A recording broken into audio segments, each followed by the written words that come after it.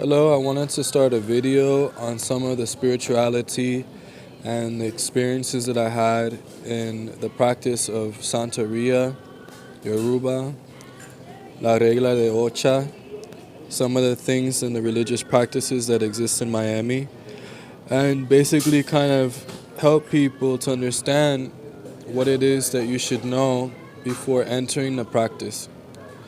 Now, I come from a background that is mixed. I consider myself a Romani gypsy, not because of any other reason than that's just the background and family that I come from.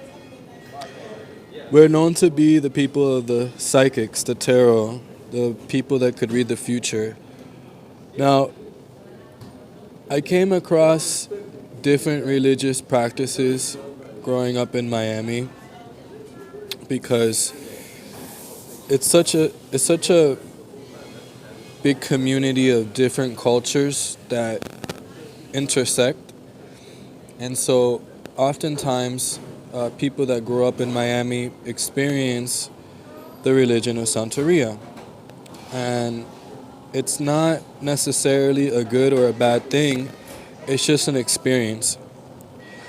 So I wanted to go over some of the things that people, I think, on YouTube are trying to understand, particularly for American people, people that are not Latino.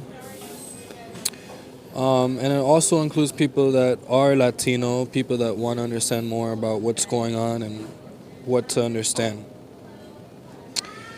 I was a little bit hesitant to make a video because I wasn't sure what exactly to say and what would be right, what would be wrong.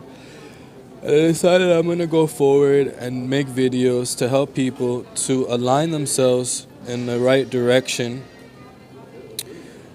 toward the light, things that are of good nature in the practices of Yoruba, Santeria, Espiritismo, Sanse, the 21 divisions, just different things that exist that are important for people to learn, but there's limits to what you should do and what you should not do. There's taboo, there's superstitions, things that the uninitiated should not partake in, things like that.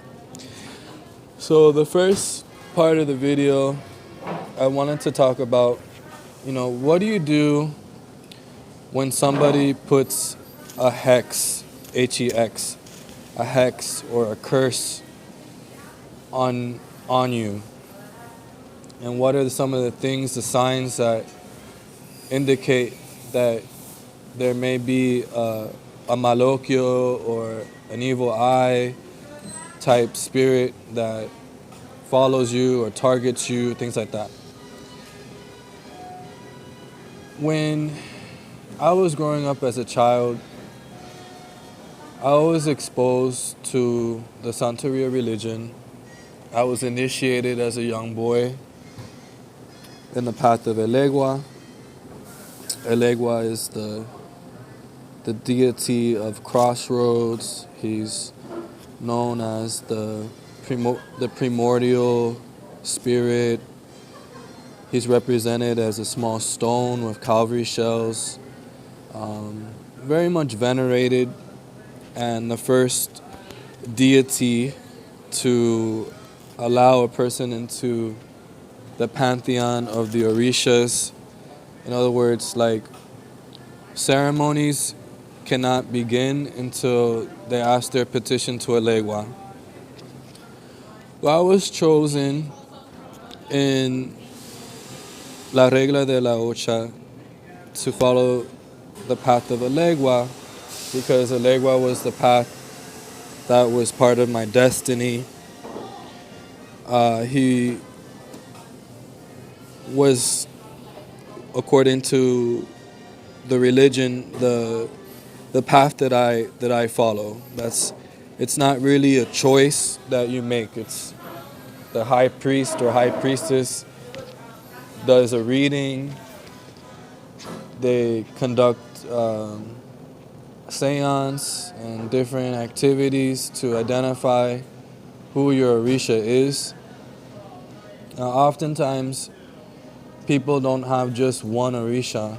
There's like a whole list of Orisha that pertain to you.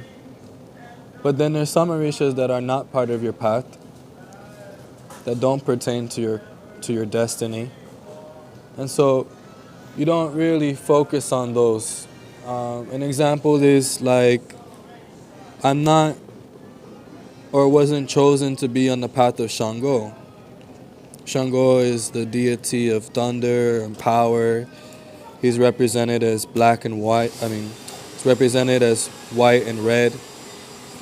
Now, Shango is very much a popular Orisha in the Yoruba tradition because he's just widely admired. Like, he's probably the most popular in the Santeria religion.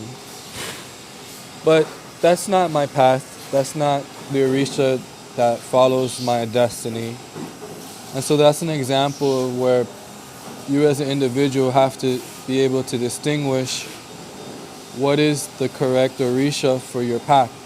What are the spirit guides that walk along side by side to you. So the first Orisha that was identified was Elegua. So I went through the process. It's like a very elaborate and extensive process. It's not something that you do in one day. It's a week-long process, and it's